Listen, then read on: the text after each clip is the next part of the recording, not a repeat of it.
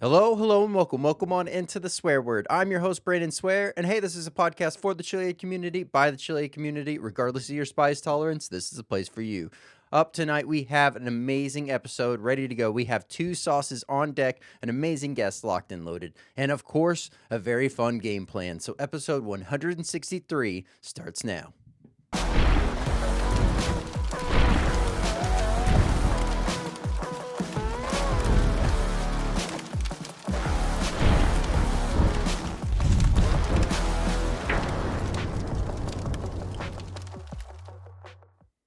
What's going on, Swear Nation? So glad to have everyone here. Whether you're tuning in on YouTube, Spotify, Rumble, and or Apple Podcasts, thank you so much for being here and continuing to make this podcast what it is. Continue to share this out with other like-minded chili heads or maybe just individuals that are just curious about the world of hot. This is where you can find everything to do with the world of hot. Now, up tonight, we have two sauces on Hot or Not that we're going to be diving into. And these sauces and company that is going to be featured here during the interview are both out of Austin, Texas. And so absolutely love the overall just being able to highlight and showcase some of these new companies coming out of Texas. Also, with that said, I have Jason Cain of Cain's Hot Sauce here to dive in, learn how he got started, the overall inspiration, passion, drive, and just the overall journey that he's had during this, basically launch of the company and getting it to where it's at. So looking forward to that, as well as a very fun game of Keep 5, Cut 5, ready to go. So if you answer any of the questions different than Jason does,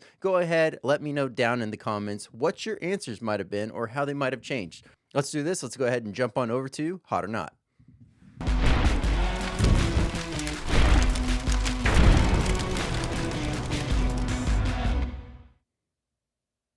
All right, hey, welcome on into Hot or Not. Up tonight, we have two sauces on deck. Both of these are from Cain's Hot Sauce. We'll be diving on into those, but this is your first time checking out the podcast or Hot or Not. I do things a little bit different here. I don't do a 1 out of 10 scale. I do 1 out of 5. That's really based off of 5 categories. Those categories are heat, aroma, flavor, versatility, burn. Add those up, average them out, and that gives us our total swear word rating. Now, yes, I do break and review the idea of heat being different than burn. Heat is that first 30 seconds max window of what you're experiencing. Burn is the post 30 seconds. Where does it sit? How does it sit? Does it amplify? Does it migrate? Does it just completely fizzle out? All of these things matter to the burn. And so the other thing I don't like to do is read the ingredients ahead of time. I like to let my taste buds do the exploration. So we will all find out together what the ingredients are. But let's do this. Let's go ahead and check out the very first product. Pickle hot sauce here. So this one here is called Cain's Hot Sauce Pickle. So if you like pickle hot sauces, this is definitely going to be one that you're going to want to stick around and find out how this whole thing plays out. If this is lined up for you from a heat standpoint and or, just an overall flavor experience vibe. We're all about to dive into that here. It has a perforation pull tab right here. Beautiful aroma. Love the overall color. It is a deep green to this overall look. You are seeing some overall bits of texture, some seeds, etc. From an aroma standpoint, very true to the name, pickle. That is the main thing you're picking up. Maybe a little bit of garlic, and definitely you're picking up the accent of the overall peppers. So it smells like a spicy garlic pickle. So absolutely love that. Let's go ahead and give this one a good pour. Nice medium consistency on this. Once it gets going, it's going good. Cheers. Oh my goodness. Man, oh man. Right off the bat, an amazing, very bright, very bold dill pickle taste. You can taste just a little bit of garlic. And the second you get the garlic, boom, you're greeted with that pepper note dancing on the tongue, just really sizzling across the lips, sizzling across the front half of your mouth. And then halfway through that, when the burn really starts to hand off, that's when you're feeling what feels like a nice sting, deep sting to about the mid portion of the mouth. So definitely got to say that there's got to be some form of habanero going on in this sauce, but that nice quick hit of heat makes me think that there is an even lower heat pepper on the front end of this that has a nice quick flash, because it wasn't super intense by any stretch in that initial quick heat, but it was enough to wake you up, let you know that you got yourself into a hot sauce there. So absolutely love that. Now, other than that, you're getting that nice overall kind of like a nice salty brine with that pickle. So it's as if you were to just take a jar of nice spicy pickles, peppers and all, and open that lid up, toss it in the blender, get it going. That from a flavor experience is what you're getting, is much more of that nature. So this is going to go great with like hot dogs, burgers, sandwiches, pizzas, you know, anywhere you're going to be utilizing pickle, this is going to go great. This would also go phenomenal in, say, mixed drinks. I can see that working out really good there. Yeah, absolutely fun. Nice overall carry through on this sauce from a standpoint of other pickle sauces out there, pickle hot sauces. I would say this has a very great overall flavor experience and does the heat right. If you're just starting out, it might be a little bit uncomfortable for you, but using this in moderation, you're going to find out where you are comfortable. Plus, you're going to be mixing this in with food or something else. So it's not going to be just straight up just the sauce by itself. So it should be a little bit more manageable and reasonable. But if you are just, working on your own personal best, you're constantly pushing yourself, this can be a nice medium heat sauce for you all day long. Fermented peppers, that is jalapeno and habanero peppers, pickled juice, pickles, dill, garlic, salt, and xanthan gum. Heat coming in at 3.25, aroma of a 4, flavor of a 4.15, versatility of a 4, burn of a 3.4 for a total swear word rating of 3.76. There we go. Another amazing sauce. That one there is the Verde from Cain's Hot Sauce. Let's check out the next product. This is Cain's Zui Hot Sauce, a burnt orange color to the overall sauce. It does have a perforation on the pull tab there, so beautiful color on this sauce. See some nice texture going on there. You got some seed bits. All in all, phenomenal smell and aroma on this. From an aroma standpoint, you're picking up what smells like maybe some, I can't tell if that's rice wine or white wine vinegar, but there's one of those types of vinegar notes that are there. Maybe that's ginger. Maybe that's, I don't know. There's a slightly herbal, floral note to this in that sense, but you're also still able to pick up just ever so slightly from an aroma standpoint, that pepper note. So love what's going on here. Love the look of this. Love the smell. Let's go ahead and jump on in. Cheers. Oh, man. Nice overall experience right there. Second it hits the mouth, it absolutely just is this calm, soothing note that brings in this almost like umami depth. And then from there, it really starts to roll into the bright pepper notes. It is stinging the absolute midsection of my mouth, the back of my mouth. A nice radiating sting once again. Believing that there is habanero in this one, so definitely can tell by that sting. It is very indicative of it. And you know what? The beauty of it here is it is continuing to build in that centralized spot in the mid portion of the mouth. And the flavor just keeps rolling. That has definitely got to be some ginger that's going on in there. It's nice, soothing ginger. It's not overpowering it in any sense of the way.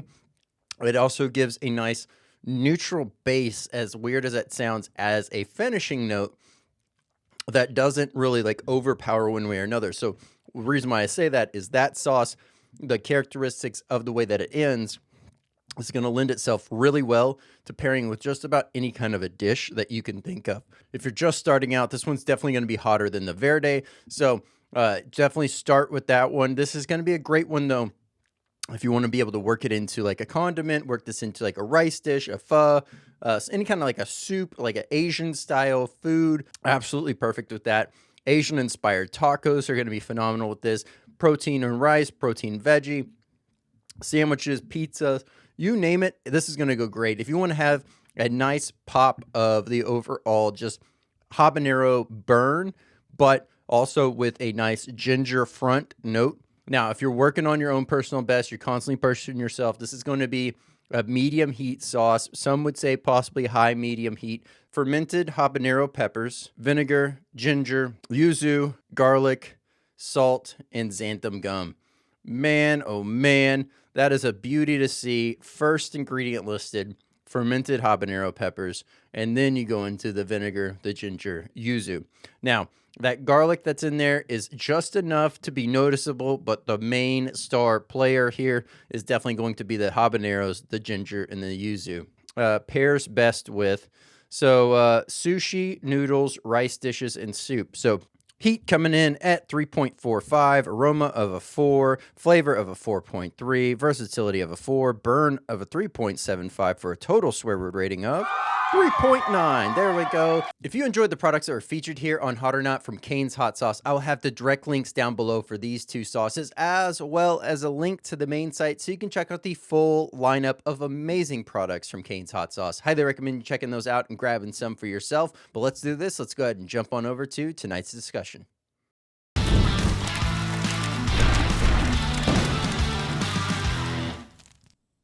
Hey, Jason, how's it going?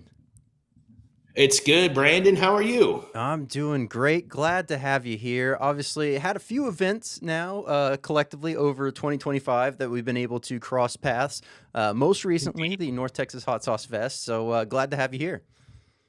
Oh, excited to be here, man. And it's great to see you even on a screen. It's wonderful to cross paths with you yet again. Yep, absolutely. Well, one thing and the only thing that's ever a true set question, it's always the icebreaker when first getting to know somebody. What got you into the world of hot? And then what was that moment that you decided, you know what, I'm going to start making my own spicy products? Oh, that's a fun one. Yeah, I've loved hot stuff ever since I was a little kid. I'm kind of remembering, being in the grocery store as a little kid and always trying, the at the Kroger in the 1980s, the selection was pretty limited. But I remember always wanting to get a hot sauce, always wanted to try different ones. Then, as I got older, friends would go on trips like with their families when I was in high school, and they'd always bring back, they knew I loved hot stuff. They'd always bring back a hot sauce for me or something like that. Fast forward to recently, we moved down from Denver to Austin. We wound up buying this nice house in Northwest Austin. And of course I wanted to grow a garden. So I grew some super hots and some just jalapenos and all this, and started fermenting it and giving it to people as a gift, and they'd be, oh, this is great. You should bottle this. Well, I'm not a farmer, certainly, and I don't have the space to grow, enough peppers to start a brand. But I started thinking about, I've got a lot of background in coffee roasting, actually, which is a somewhat complicated thing that requires the ability to source at various, at a price that makes sense for the quality, et cetera, et cetera. And with the idea of scaling in mind, I've scaled a couple of coffee roasting businesses over my career. So I kind of was able to think about it through that lens. Started making hot sauce in the kitchen, and selling it at bar markets, like mostly with like people selling cool vintage stuff or wacky old, the vibe, right? Yep. Out to Busty's Bar and the Yellow Jacket here in Austin for those first markets that they invited me to sell hot sauce at, on a tiny 3-foot table in a parking lot. But yeah, to me, it's very fascinating. I love kind of diving into the scene of other producers, and a lot of our cohorts in this business are doing really amazing things. I like to see how their thought process works and so on, the products they come up with and so on. But yeah, that's kind of a long and winding road to the fact that I've always loved spicy stuff, and I sort of figured out a way to make it at a scale that people can buy it. So yeah, it's been a real blast. We've only, we're less than a year in for real. So it's been pretty crazy to see all the different ways that it's like choose your own adventure, like which way do we go, and all this jazz. But yeah, that's kind of the Reader's Digest version of it. Yeah, no, absolutely. The cool part about that, and something that stood out, is, very much as I'm sure you're familiar, the coffee roasting aspect does also have a bit of its own signature to that, similar in the same way that sure the ingredients may be the same amongst different sauce makers, but how they're using it and how they actually, tailor this overall experience to either highlight a certain ingredient or have everything kind of get very harmonious and savory. It is much similar in that vein. One thing that I personally love, and I'm sure from the sounds of it, you are one that would enjoy this as well, which is like the idea of spicy roasted coffees. And so, have you dabbled with that much?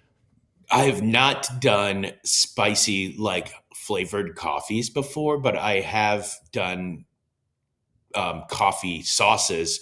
Like before I owned Cane's Hot Sauce, before I started this company, I did some collaborations with Murph's Foods in Denver. I think that they have since ceased operations, but they were kind of rocking for a minute.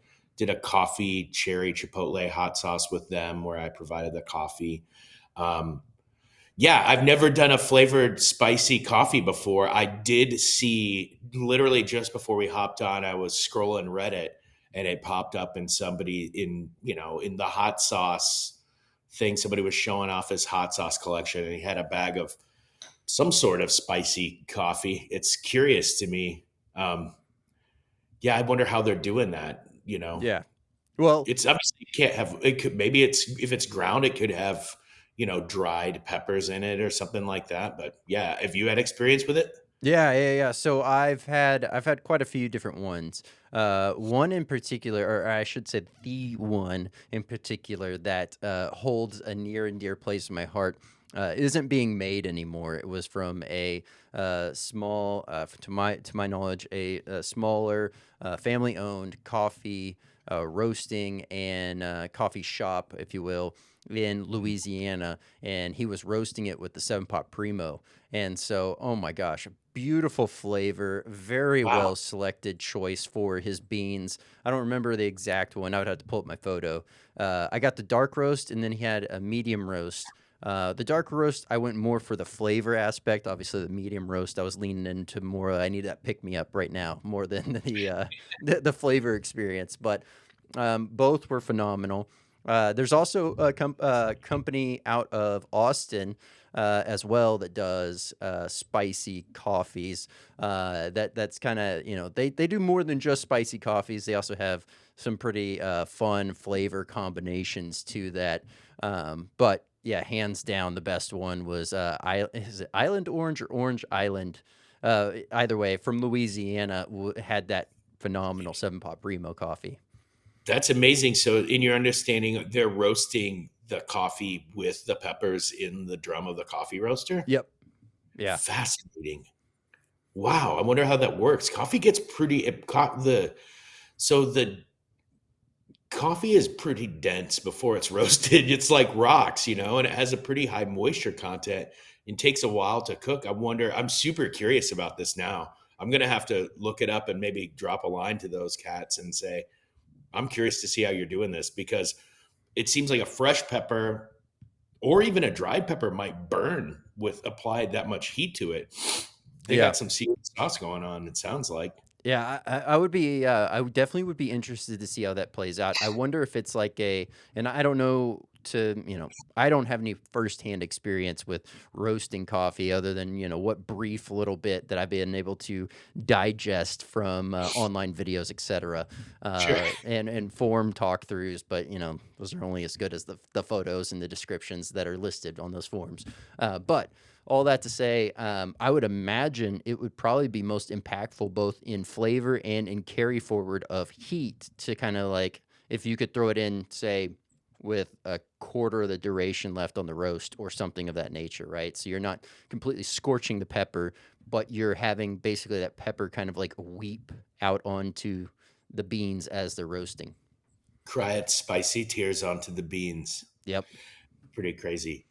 Um, it is kind of, I will say this is that the working in the coffee business has greatly informed sort of my understanding of how to position the hot sauces, how to describe them, and so on.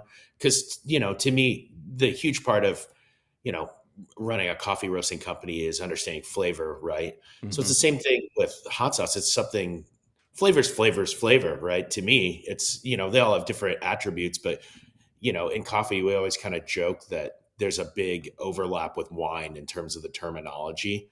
So Yep. I felt like pretty well prepared to be able to describe flavor to people, knowing that I made a career out of that for a couple decades. Hot sauces, they're generally the main thing is that they're spicy, so that's a given. And then coffee, chocolate is kind of the thing that you get in most coffees, Hmm. besides coffee itself. Um, but yeah, it's helpful, I think, to have really um, evocative and brief, like 3 note. That's like a straight up coffee term. Look at a coffee bag and it's got 3 flavor calls on it. Yep. And like I did some time as like a barista judge and stuff like this. Always judging. Just I'm constantly judging. Um, but yeah, it's kind of comes down to 3 calls of flavor notes. So what we've done is I've kind of just probably subconsciously even carried that idea forward to how I describe our hot sauces at Cane's. It seems to work. I don't know that people read a huge bottle most of the time. Yeah. I don't. I could be wrong, but also I know that when the label's like 3.25 inches tall or whatever, it's hard to read about anything on that damn Yeah. label. It's like you're looking at it so close, So Yeah, and then uh, you also have the color contrast, print style of the font itself, like all these other factors that really kind of add into the either ease or difficulty of which you're reading that. And no shade to anyone that does this, if you're watching and listening, but it's also pretty easy to go ahead and say, if you're out at a market of any kind, the people that are walking by, they're going to sure look down at your product, but likely, even if there was something clearly legible on there for them to read, they're still going to go, "Hey, what's this? And what does it yeah, taste like?" And it's like, okay, all right, well, you know, let's we've jump on learned into it. we've learned so much by doing farmers markets and so on, and also events like the North Texas Hot Sauce Festival. It's really it's really helped us define how we talk about these things. My partner in crime, Sarah, and our one employee, Luis. Shout out to those guys. Um, they were noticing I was saying the same things about each sauce over and over and over again. Right? It's like, duh. I didn't see it because I love to talk to people, and that's its own story right there. But they're like makeup. So we made this thing called Flavor Board. We actually call it Flavor Board. And we go, yeah. So here, check out the Flavor Board. Let us know which one you want to try. Blah blah blah. If you have any questions, so it kind of gets the key points. I'm like, how did I not know how to do that? But it's crazy to see. I mean, it's not like you're born knowing how to set up a farmer's market booth, right? It's not Yeah. like that's an innate skill for people, but it's been going really well. We do this. It's a pretty fun farmer's market, actually, that's kind of up here by our house. It's the Arboretum Food and Artisan Market is the one that we mainly do. Basically because it's like equidistant from our house and our commercial kitchen space. So it's very Nice. convenient, but it's also got a nice vibe. You spend a lot of time in parking lots and stuff like this. And this parking lot has beautiful trees in it. So that was like a bonus. Plus, the other vendors have got a good array of like pretty good stuff out there, from like art and jewelry to lots of bread and lots of baked goods, which is hell for me. So I'm a sucker for baked goods, dude. Get me away Uh, from that matcha. that gets me every time, and it's the idea of like walking past the bread stall at like a farmer's market. First of all, like I'm always just dumbfounded watching them set up in the morning. I'm like, there's no way all this bread is gonna move. And then it's like before the Absolutely, it market's does. even done, it's all gone. And I'm like, Yep. what the heck? These guys, dude, I tell you, the bread dudes, man, they just rock it, bro. Like they're just out. They make it that morning and run it up to the thing. It's like the most. There's yeah. I've been fascinated with. I suck at baking, but I'm fascinated with the idea of baking bread. Hmm. like just from a conceptual standpoint, because it's like basically the fundamental of feeding people is bread, right? Yeah. Like there's something that's very like holistic or wholesome maybe about that idea of like elevating something really simple to something magical, like a beautiful sourdough loaf, or Yep. one of my dude that at the market at Arboretum, Soulful Bakery, shout out to this dude. He makes this focaccia, and it's, focaccia's not even a hard bread in the bread world, but it's just so on point. We get it every time. I'm like, oh geez, am I going to spend everything we're earning on on bread and nummies and nummy Yep. things? Yeah, Yep. but That's it sustains you. Yeah, yeah. I mean that's part of the fun. That's exactly it. I mean, you're getting tapped in, you're getting plugged in. So okay, we talked about the markets. We talked about your initial exposure there. The kind of a Mm, little bit of the learning process that you went through. I guess from a business model standpoint, is that, I mean, obviously, there's not really cutting out the markets per se. Definitely not when you're in a growth period. mm-mm. But like, is that going to be your main path forward that you see, or are you wanting to expand more to the online side? Are you trying to get more towards the big box store avenue? Like, where are your thoughts at? I've kind of I've gotten products into larger stores before, so that was kind of in my head as a way, like distribution would be probably the way that we'll move forward. To wit, that we've really tried to keep our price at a very attainable. It's still low in my opinion, and I think we're gonna maybe trickle it up in the new year, and especially because there's some other things we're going to talk about that I'd love to let you guys in on, that are going to change in the new year with Canes. But um, yeah, we've been eyeing distribution for sure. There's a lot of products out there on the market, a lot of hot sauce products, but yeah, that's kind of always been my angle. I think that can support the online sales. There's been a million times I've always rabbit holing it on like new consumer packaged goods stuff, yummy little snacks. And especially like I find myself going to like the sort of quote unquote like natural food space, or like the healthier option space. Whether or not some of this stuff truly is healthier, I don't know, but it's packaged as such and it Yeah. resonates with me. So like, what I find I do is I'll buy it at the grocery store, and if I like it, I'll order it online directly.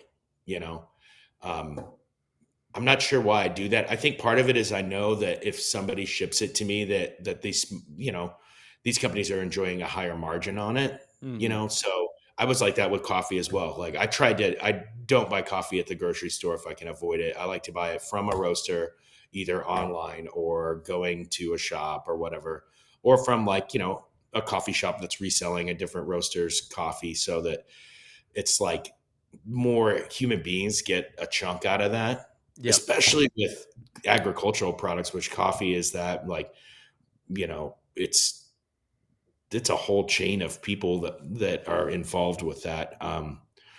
But yeah, I guess I'm rambling. But yeah, we're looking to do grocery. I'd like to start in just smaller boutiques, and honestly, we're getting traction at restaurants right now. I think our ability to execute on custom or like white label stuff, once again, lessons I learned from the coffee industry, we're able to bust out like packaging modifications to things like incredibly quickly, just because I've done a lot of that already. I'm the son of a commercial print buyer, so it's like I think I was born with that part, changing labels and buying those in my blood.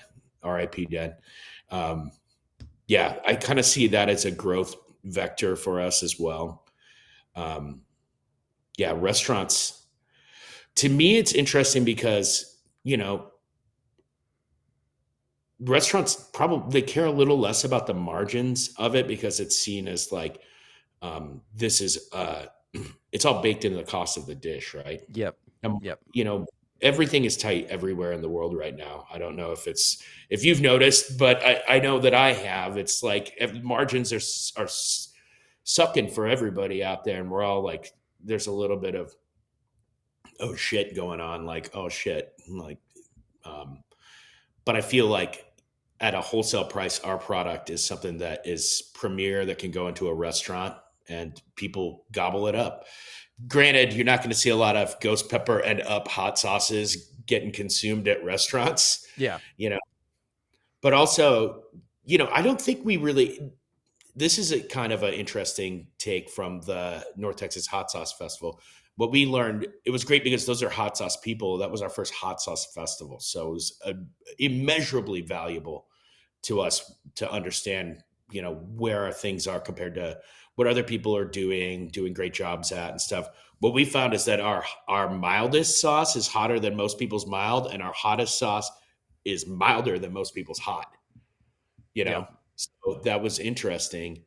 I've never really wanted to play the sort of arms race of who can make the hottest thing. I've never seen that as the position for our brand, Yep. uh, because I know that above a certain level, and I like hot stuff. Above a certain level, it sits in the fridge for a long time or sits on the counter. People don't go through it, and we've always been like thinking of it as a condiment that people will consume quickly and on a myriad of items, so that they are, they're doing it because they can't live without it. They want Yeah. it on everything. So that's kind of been my MO in terms of positioning our products. I do think it's interesting that, our mildest one is our Verde, which is, I mean, we didn't invent the sauce. This is, everybody's got a good Verde, and it's a really good, easy sauce to execute for most people. I think we do it well. I think a ton of people do it well, but people have told me that it's hotter than they expected for our mildest sauce. So we are going to, in the new year, be sprinkling in a milder sauce, and then we're also going. I'm going to do um, a mainline sauce that goes above our curse, which is a ghost habanero sauce. Ghost peppers, I personally love. A lot of people, find them. They're not super hot. I mean, they are super hot to the general public. It's Yeah. hotter than most people would consume, but people buy that sauce by the six and consume it. And to me, I'm like, all right, like that hit a really good heat level for people to be able to go through, Yep. uh, Yeah, and once. I'll definitely agree with you on that. The standpoint too of how you were saying, what you're expecting your hottest to be ends up being, I guess, short of where you initially thought expectations were going to be. And just simply say that across the board for like the whole industry. And this is something that I've actually had a lot of people that will reach out and ask for like, hey, what are some of the hottest natural sauces that I've tried? And so I have the list of really everything I've ever reviewed, kind of breakdown of, okay, this is going to be more in this area, this is going to be more in that area, so on and so forth. So it helps assess and determine like that whole part. But there are, from a true like constantly pushing yourself, or, going full tilt, chili head status, if you will, in that sense, the amount of actual true natural hot sauces isn't quite as big as most people would think. Now, to the general public, they're not going to ever really venture to that end. Most of the marked hot that I would say are high mediums to hot, oftentimes, those are going to be like the capacity limit for the average public anyways. So Yeah, yeah. something in the habanero, right? That's like hot to most people Yeah. for sure. I mean, Yeah. most people there are. That's another thing that's amazing about interfacing with the public and watching. It's great to watch them try things and see their reaction. Because I know what I like about my sauces, and I know what I like about other people's sauces, and I know where my heat level kind of sets. And it's amazing to see people that are like, "Oh, I love spicy things," and you give them this Verde, and they're like, "Whoa, that's hot!" And you're like, "Dude, it's not that hot, bro." But that's the thing, is everybody's comes from their own baseline. So I think that having a little something for everybody is cool. Yep. But it's interesting to see people that are, you know, they're not like deep down the rabbit hole of like I gotta try every sauce, but they like spicy stuff. It's cool to see how they um how they interface with the curse our Cane's curse hot sauce because it's very simple. It's a very simple hot sauce. It doesn't have, I like some of our other flavors are wacky. I call them wacky sauces. Like our yuzu is the charred ginger and yuzu juice one, and that one's super fun because people are like never usually had a hot sauce that tastes like that. It's a habanero based hot sauce, but with a couple other things, real simple, but it's getting the ratio of them. But then, like, the curse is basic. It's habanero, ghost pepper, and garlic, and people love it. I Mhm. think it's amazing to see because to me, I don't know. I feel like I'm just using the force a lot of times. I'm like, this is like, I'm in the test kitchen, which is we're in right now. This is my house where I come up with ideas. Um, you know, I love that part. I love the idea of like having a concept of a sauce before I begin messing with ingredients. And with that one, I was like, I'm going to keep this very simple. I'm going to let these fermented peppers shine, and that's it. Seems to have worked. Yeah. It's pretty interesting to see the product mix sort of change from Verde was our number one seller, and now it's like Curse and Uzai are kind of evening it out with those guys with that dude, and so it's kind of interesting to see across the board. It's kind of evened out over the last few months. The product mix, it's like a little of everything, which is pretty cool. That means that people like them. That always blows my mind. I'm like, yeah, what? You love it? Yep. Amazing. Yep. Thank you. Yeah, what's interesting too is like the being able to get in there, try, test these different things out in the kitchen, figure out what's kind of working, what's not, and oftentimes, the old adage of less is more definitely rings true. And it's not to say that if you start out with something very simplistic, if you will, and you're like, I love it, let me keep it like that for a while, and then things just start kind of, oh, well, I wonder how this would be like with this and this and this added, or with this added instead of that, or then you can kind of make these little tweaks and changes in the test kitchen in a controlled environment, really kind of gauge an A/B test of like, hey, did this improve this, did this not, does this taste like something completely different, and really be able to tap in and have a lot of fun doing so. I guess from there, that would kind of dovetails perfectly as well into the whole idea of where does the inspiration come from for the sauces? Are you crafting something out of your own envisioned path forward of like maybe like a dish or something that you like to eat that you feel like you're missing, or is this like a cultural take on certain things? Like where does the inspiration come from? Yeah, that's a great question. I feel like I'm making sauces that go with the food I cook, which is kind of at this point with five, only five mainline sauces, um, I'm always envisioning what it's going to go on, you know? And I think that's actually served me pretty well as a launching point to think of um, what's the purpose of this condiment? What do you put this condiment on? I to be honest, like I eat hot sauce on pork rinds a lot, like all the time. Like I go grab somebody's hot sauce of my billion hot sauces that I've got from all of our homies in the business. And I'll just start eating it on pork rinds. But then that's not how I come up with them. They all taste good on pork rinds. It's basically bacon. Yeah. Um, I try to think of what would I want it on. And I think that so our plan is to do quarterly limited releases, which that's once again not an idea I invented, but that's where we're going to do some wacky things. I think like our holiday sauce, this Cane's Cheer.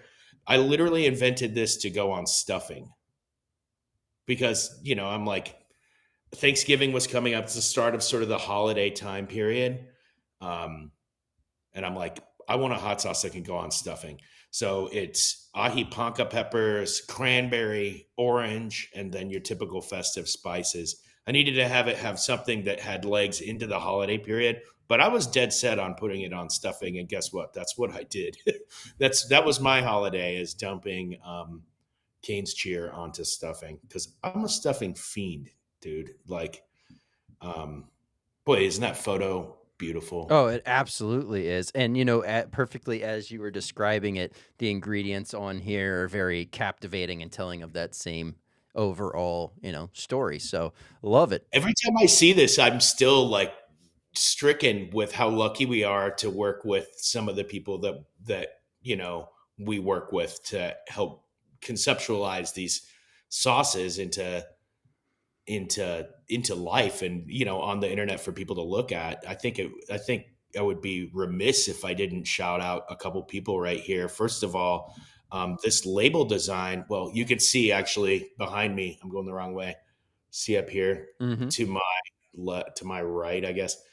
That is the basis for this drawing. This drawing was done by our friend Lucinda Berman. She is a London. She's based in London. Spends a lot of time in Lisbon.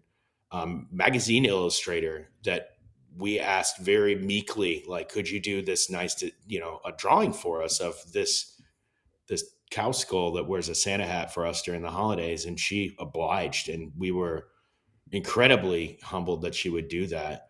And then our friend Joseph Findice is a longtime homie of ours, handles all of our product photography, and um, not only that, he is an amazing collage artist. So this is another thing for me that I get really chuffed about, is like, I'm going to use artists for these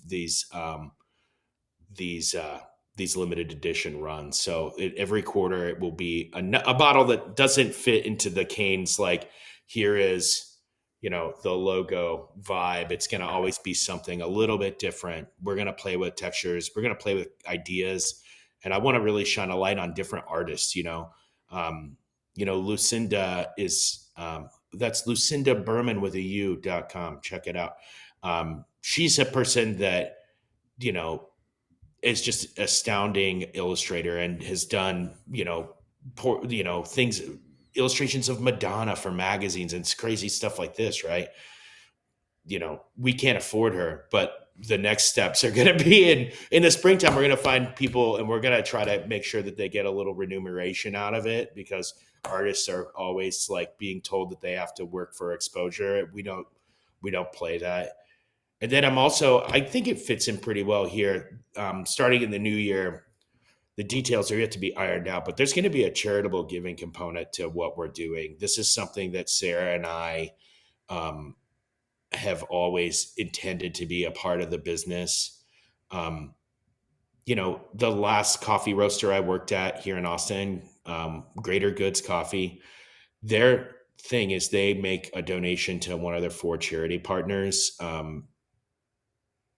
With every bag of coffee they sell. To me, like, that really instilled in me like the idea that I could do something similar with this hot sauce business. So that's going to be I'm excited. Nobody knows about that. I'm excited to let you know about it, Yeah. because to me it's like, you know, this is a condiment. We all love condiments. We love to put this on stuff. At the end of the day, what can we do with this besides just taste it and enjoy it? Well, we can do some minor changes to make the world better, possibly. Yeah. You know, I don't think hot sauce is going to save the world. Hey, it Maybe could. it, maybe hey, maybe it will. But Sarah and I are deeply committed to trying to do whatever good we can with it. As it grows. Yeah. No, that's super cool. On Yeah. on the charity side, have you? I know you said you're still kind of ironing things out. Have you already had? You already have some in mind? Is it going to be like one or two? Or are you gonna, hone in on just one in particular? I think we're going to change it quarterly. That's my idea to begin with. I don't want to tie it to the specific, seasonal releases. I want it to be a portion of, and I don't want it to be like a portion of profit. Nobody's going to get paid with us. Then we're throwing everything back into the business. But a set donation per bottle. So I need to figure that out. But yeah, we were lucky to have worked with this great organization here in Austin called Flatwater. Hmm. Um, we did a pop-up event for they had a fundraiser that was at Radio East here, super hip venue, and they had a market there and live bands and all this. But this is, I think we're going to roll with those guys as our first sort of beneficiary of whatever it is that we do. What they do is they provide therapy to individuals who are going through cancer treatment and their families. So it kind of, hits something that people are always so focused on, getting the body to be okay in Yeah. very, very hard situations. And these guys, they're there to make sure that the mind is working and the emotions are going to be okay through all this. They're also just a very delightful and very sweet group of people to work with. So I think we're going to roll with those guys first, but there's no shortage of nonprofits that we're into and that we're kind of always giving to in our personal lives, which now, what is our personal life now? I have no idea. Is it like, we are this hot sauce, I guess. I'm made of hot sauce, Brandon. Yep. Yep. Hey, there was that AI meme going around, or AI generated video that has become a meme of that guy with like the beer jacket, right? Or he has it filled up and has a straw. I don't know if you've seen that one. But all I could think of I haven't was seen like, it, but it sounds like the hat thing, with the beer. Yeah. yeah, so it looks like one of those puffy jackets, but if it was like a clear waterbed type of scenario that the guy had full of beer. Oh, I Um, gotcha. but all I could think of was like, if I filled that thing with hot sauce, sure, it'd be a one-time use pretty much for that jacket because it would be stained on the inside. But the amount of like, I could actually like take a bite and then slurp down, some hot sauce and take a bite and slurp down. It would be, I could get behind that. That's for sure. I mean, think of the shit you could do with that, brother. Like, I mean, you could make two compartments, so you could have a like an ultra hot and like a mild one, depending on what you're eating. Yep. Plus, I bet its insulation properties would be probably okay. Like Yeah. for a day like this where it's kind of gunky out, you're surrounded in a swaddle, as it were, of Yep. delicious sauce. That's a marketing idea right there. Yeah. Oh, but if something happens and it gets Oh, punctured, yeah. I was just about to say, I don't know if that would be feasible to wear because it's just like one easy slap, in the right it way, might. and everything's just covered and And whatever you people have for it. around you are covered in very hot sauce. Yeah. Yeah. It reminds me of the first time we went into the commercial kitchen. When we moved from doing cottage foods law in the house to doing the commercial kitchen thing. We were doing the ghost habanero sauce, and I was smart and I picked the station, that's far away from where the bulk of the people are working. But dude, throwing an immersion blender on that stuff, it like, don't come in that room, bro. Like Yep. it's everyone's like, oh great, and the hot sauce guys over here freaking ruining the game plan for us. We love those guys down there at our commercial kitchen. It's great little businesses, and some of them are like launching into pretty cool stuff, man. Like it's neat to see that as an incubator. Yeah. One of the dudes just makes these peanut butter bites, and he just won the HEB thing, the HEB Quest for Texas Best. The Yeah. dude literally is in the same kitchen as us across the way, and he totally won. I mean, that's badass, dude. That's Yeah. like a dream to win that thing. Yeah. Going to every HEB store, and his peanut butter bites are delicious too, I must say. They Oka sound Foods. they sound delicious. I They're am a sucker protein for a nice bites. peanut butter bite. So Yeah, they're yeah. good for you. It's just protein. That's what we're looking for this day and age, right? Yeah. Yeah. Protein. That's good So for you. okay. All right. All right. I like it. All right. Well, I have a very fun game that I think we could easily carry this conversation into while still answering the game. So we'll go ahead and kick it on over there. Okay. All right, so here we go. We have a very fun round of keep five, cut five. The way Oh, this fun. goes, in case you're not familiar, if anyone's watching and unfamiliar with this, and for those that are just audio only listening, this helps them. So I will list off the number and the associated image here I will describe. So the best way to go about this is either you start with a keep or a cut, and you kind of do an alternating back and forth until the whole thing is solved here. And as you can probably tell here, the majority of this is done in an Austin-esque theme. So we're going to be diving into these. But up first, number one, this is just to represent tacos. So tacos is on the board. And now number two is the very infamous, in which I still plan on going and checking these out and maybe staying there one of these times with the wife. But the Austin Tree House Airbnbs or staycation little things. Mhm. Nice little breakthrough. So nice little first initial glimpse at some stuff that you can do in Austin. Number three is the comedy mothership. I mean, quickly becoming a massive icon staple for Austin. Number four, this is just to represent concerts in general. Live Number music. five. Yep. Number five here. This is just to represent either, some kind of whiskey or beer, or whatever the case, alcohol in general. If you want to keep it or cut it, that's there. Number six, this is to represent golf. Austin has some great golf courses. Number seven, this is the commercial kitchen. This is getting in there, creating some stuff, having fun.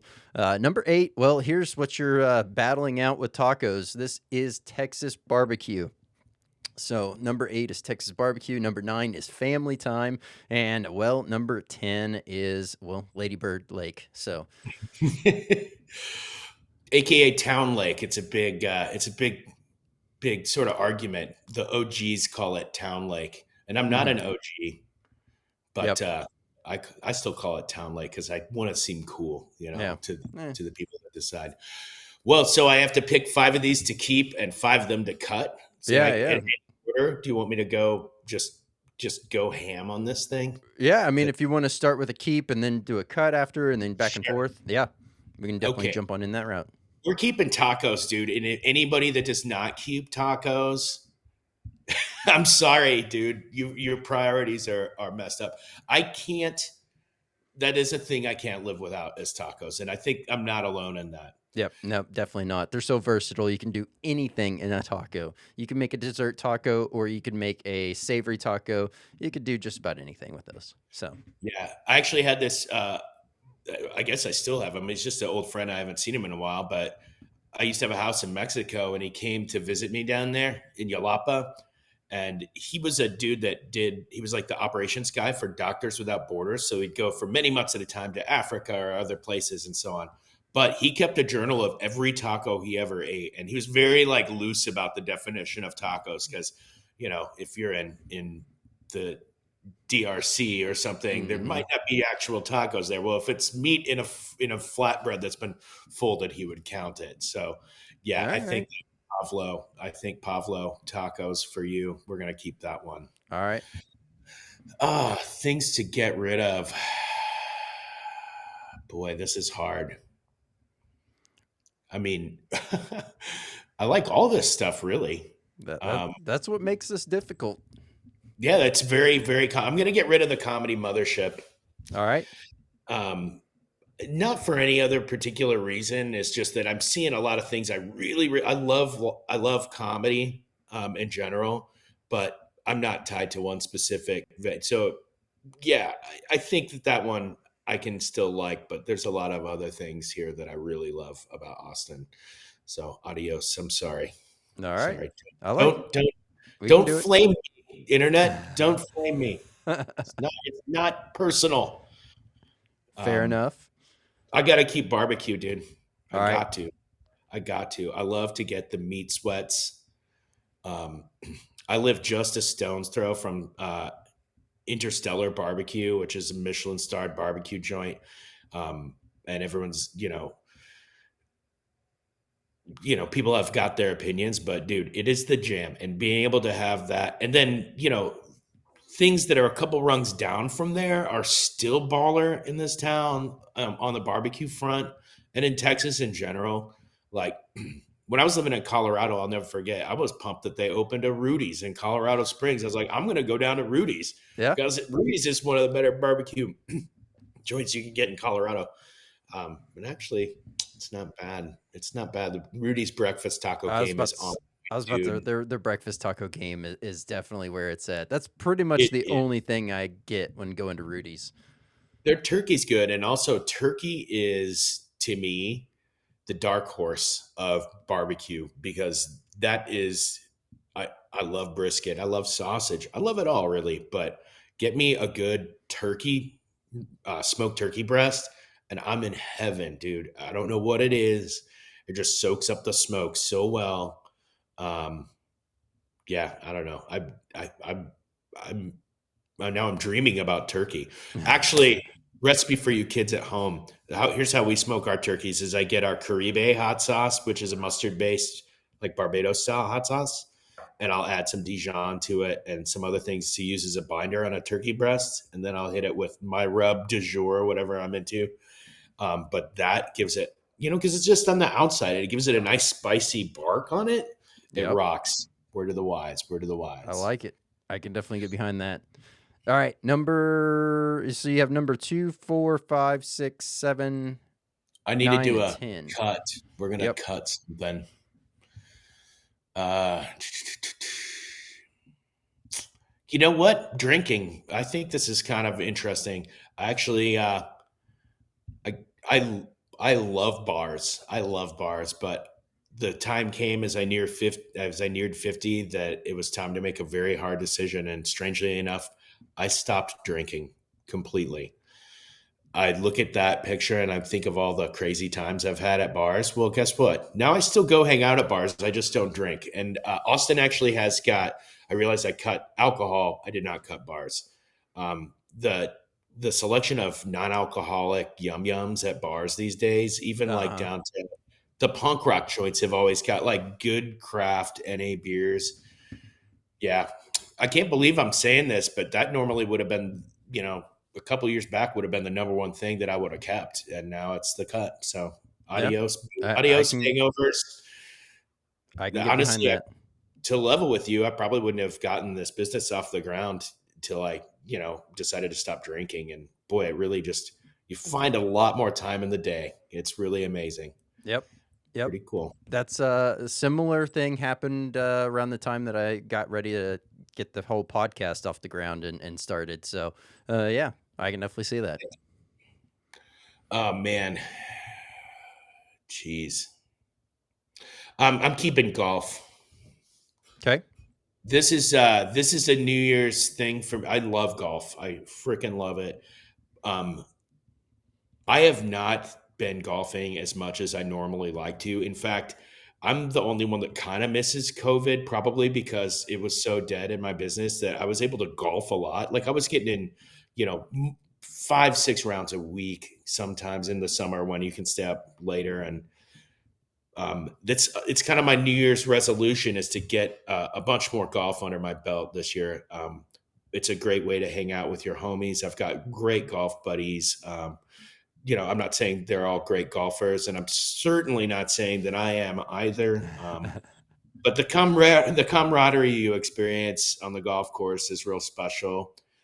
Also, I love the hill country golf courses. They're just absolutely gorgeous. Um, Even like some like not to be named dog track type courses outside of Hmm. Austin are still just have amazing views, and you're like, dang, look at how beautiful that is. I mean, maybe you're putting through some pretty gnarly situations on the green, but like it still feels rustic and fun. So we're gonna Yep. stick with golf, or as I Okay. call it, coffee golf. All right.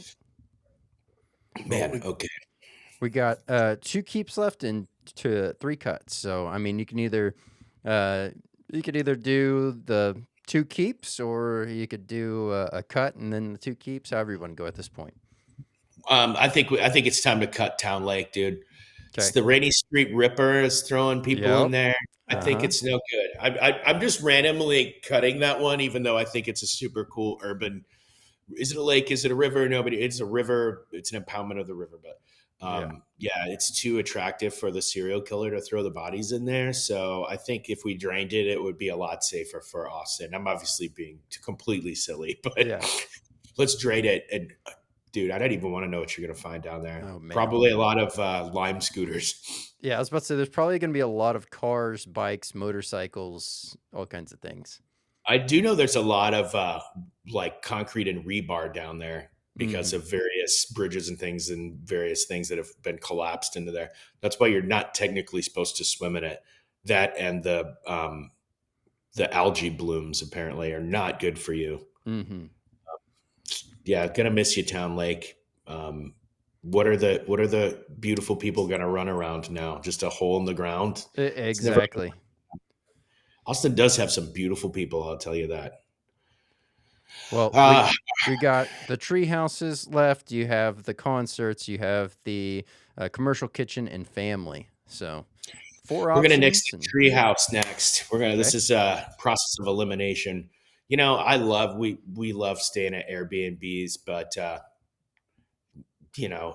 I feel like priority wise, this is my next one. I'm gonna do my last cut. okay. And now what am I gonna cut? I'm down to family, The um, the kitchen. commercial food production, and live music. All are things that I love. Um, I'm gonna just nix family because I just don't like that photo. Also, we love our family. We love you guys. We're very lucky to have awesome relatives. In fact, specific to Austin, part of the reason we moved down here is that Sarah's got family here and they're awesome. We've got a niece and a nephew up in Round Rock that we love those guys and stuff. But Sarah and I we don't have kids. And so I think this is just I'm trying to justify nixing my family, man. Come on. How am I going to do this for live music in a commercial kitchen? I think my thing is that family's not specific to Austin to us, like Yeah, because I've got my brother and his wife and my niece and nephew up in Denver still. So to me, family is not tied to Austin. I love my family wherever they are, but it's not specific to Austin. Live music sure as heck is, and I love going to concerts. And also, I think that Austin has a super innovative food product scene. Like it is known to be an incubator for great food brands. And so to me, I think it certainly through the lens of this podcast, that's very important. I think we've got a track record of innovative food producers here, and I'm stoked to be a part of it. Um, absolutely. Austin's been able to have some great success, much like you're saying, just with overall initial business launch and growth mhm. standpoint. So, super cool to see. Obviously, the downside to this all, if you have to find, the positive and the negative is just simply the amount of growth that Austin's had to undertake at such a rapid rate Mhm. has caused it to be a lot more congested while construction is happening. But you know, Oof. it's going to be that way anywhere you go. So when growth happens, that happens. It's true, and I can't remember a time where there wasn't something to be pissed off about construction in any place I live. It also kind of like comes to this. There's this interesting phenomenon. I think a lot of it's online. I don't hear it in person as much, but people are like, "Oh man, I come from Denver, and Denver had a huge growth spurt as well." And the same thing, the same sentiment rules there as here in Austin is like everybody misses the old Denver, the old Austin, And I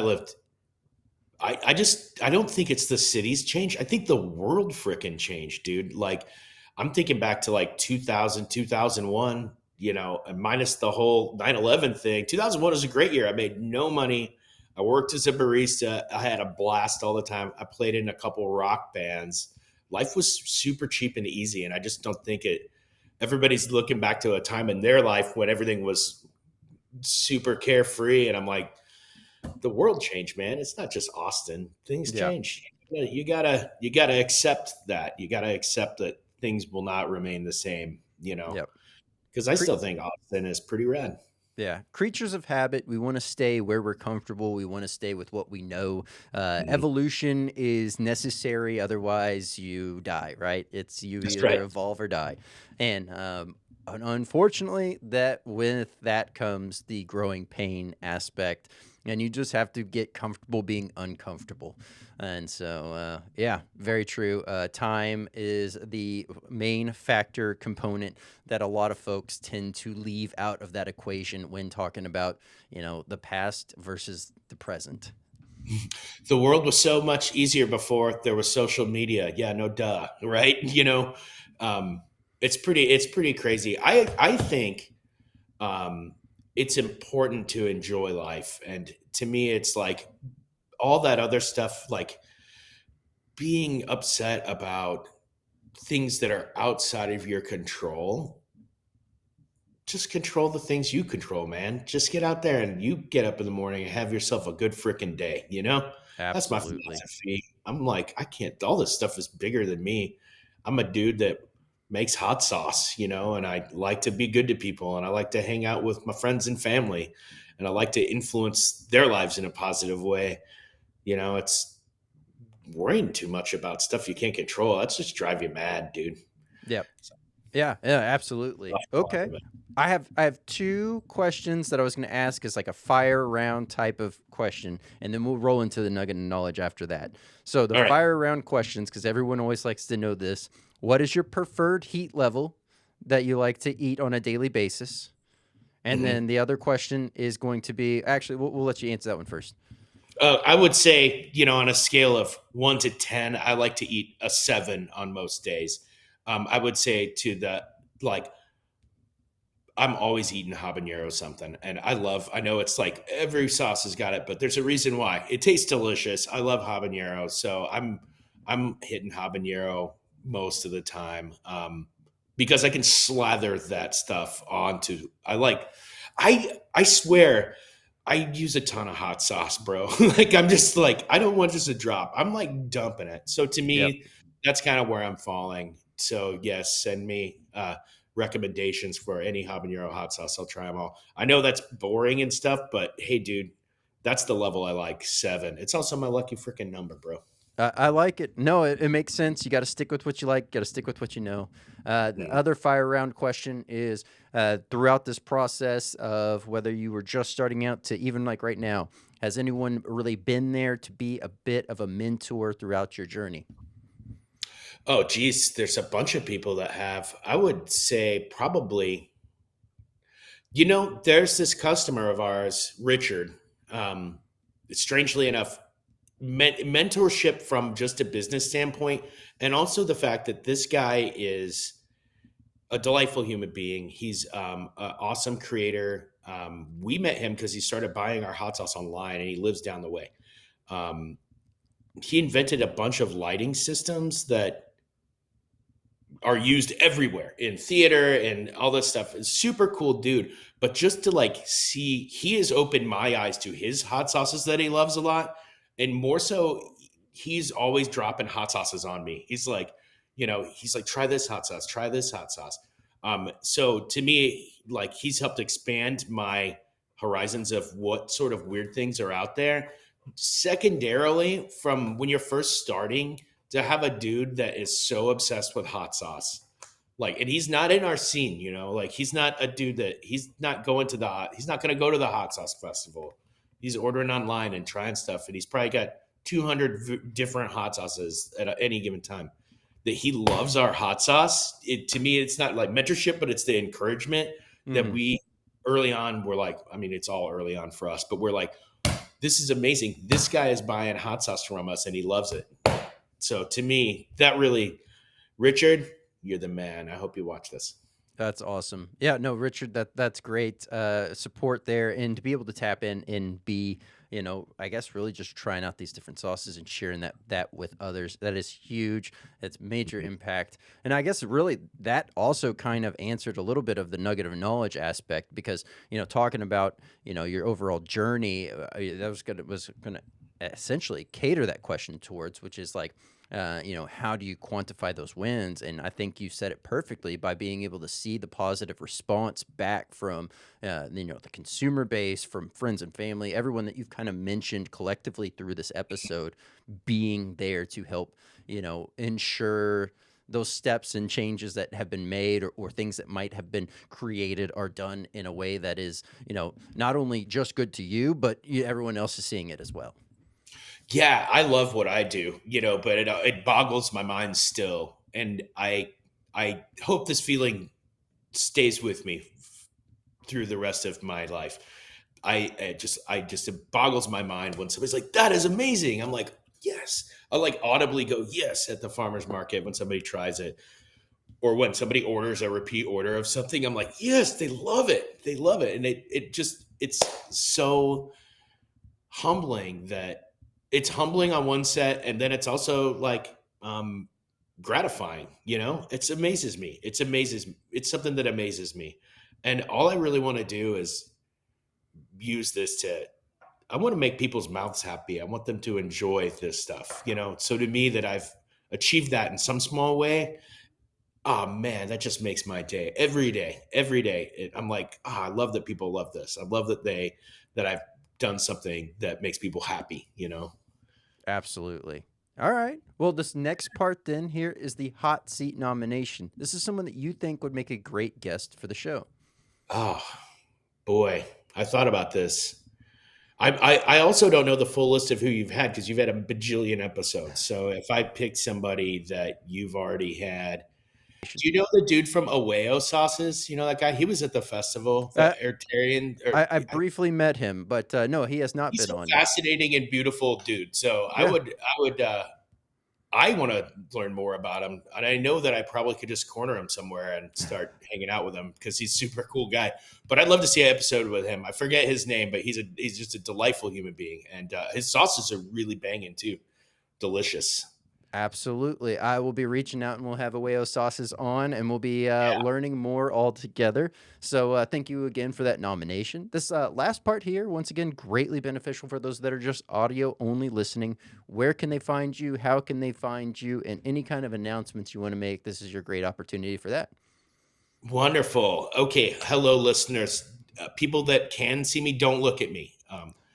So, at any rate, thank you. Our hot sauces are available at cainshotsauce.com. That's CAINSHOTSAUCE.com. We've got a number of gift sets up for the holidays. I would go check those out, and those are all on sale now through the end of the year. Also, this is kind of a little under the radar pro tip, is that all of our email list subscribers get an automatic 15% off now through the end of the year. So if you go to cainshotsauce.com, sign up for our email list. I don't send a ton of emails. The ones I do send tend to be pretty goofy and funny. I like to think, of course, I think I'm hilarious. But that will automatically get you 15% off any and all orders, including the bundle deals that we already have, the already discounted stuff for the holidays. Go hog wild, go ham, guys, go ham. Also, I should kind of reiterate the Cane's Cheer, a very mild holiday sauce, is available at cainshotsauce.com. And coming up in the new year, we've got a couple new sauces that we're going to bring onto the line. We're going to bring a very mild sauce on. We're going to bring a Roja sauce, which will be the companion to our Verde. And then we have a couple of candidates for our spring seasonal sauce. I kind of don't want to spill the beans on those yet, because I've got two things I'm working on, and I'm not sure which one is gonna win. But yeah, keep your eyes peeled for that. That'll hit in the springtime, to coincide, wrap us up into our 1 year anniversary / my 49th birthday, which is hard to believe I'm that old. That's my spiel. Thank you for coming to my TED Talk. Well, Jason, absolutely amazing. And yes, one thing that I will also chime in here and say is, if you can't make up your mind and you've looked over the site and you're like, decision overload, either get the full bundle or, roll the dice, grab yourself a mystery sauce and Dude, the mystery enjoy it. sauce has got some bangers in it, dude. There's some things that the mystery sauce. Man, people are freaking out about that, dude. There's some surprises in there. I'll say one is is a Thai hot sauce that is incredibly complex. It just like, I don't know where it's gonna hit. Maybe it'll be a seasonal one, but we might get that one. It's pretty awesome. All right. So Well, good I call. like it. I definitely like it. Jason, thank you so much for coming on. It has been an absolute pleasure. Obviously, there's still so much more we can dive into. We only basically got to scratch the surface here today, so would love to have you back on. Oh, I'd love it too. You're an awesome dude, man. Thank you for having me on. It's great. Jason, thank you so much for coming on. It has been an absolute pleasure having you on the podcast. If you would like to keep up with Cain's Hot Sauce, I will have the direct links down below for all the ways that you can keep up with them. The main link to the website, check out the full lineup of amazing products, that mystery pack, the overall bundles, the promo code that you get from signing up for the newsletter. All the fun stuff will be there, as well as lists to the socials. And if you like the products that are featured here on Hot or Not, I'll have those directly linked down below as well. Want to take the time to say thank y'all so much for recently subscribing to the podcast, and those that have been rocking since day one. Thank you all so much for being here. New episodes drop every Tuesday and Thursday at 8 p.m. Central. Also want to give a quick shout out that we have sponsorship opportunities available. So if you're looking to sponsor the podcast, head up a featured segment, reach out via theswearword.net or on socials and we can get that conversation started. As well as our current sponsors, podvision.io. If you're looking to grow your brand, start your brand, you've hit a bump in the road, you're trying to figure things out, highly recommend checking out podvision.io for all of those needs, as well as webdx.one. Maybe you have an online site, maybe you had a guy at one point and lost contact with them, maybe just never got around to building one. Go ahead, reach out to webdx.one. They will get you hooked up. Best of all, you get to focus on what you do best while they get you looking great online. I'm Brandon Swear, and from everything from the world of hot, this has been The Swear Word.